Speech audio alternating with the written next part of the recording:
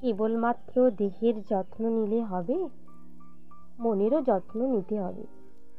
চাষবাস মানে শুধু দেহকে পরিপুষ্ট করা নয়, তা আমাদের মনের সাথে সরাসরি যুক্ত, মনের ভালো লাগার সাথে ওতপ্রোতভাবে জড়িত।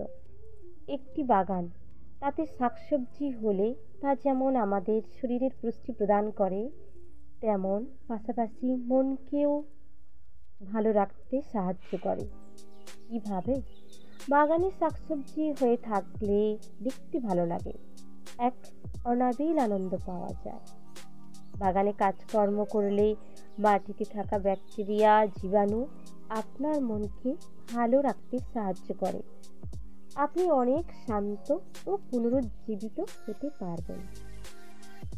অনেক পরিশ্রমের পর যখন আপনার ফলন আসবে, তা দেখলে গর্বে আপনার মন আনন্দে ভরে উঠবে।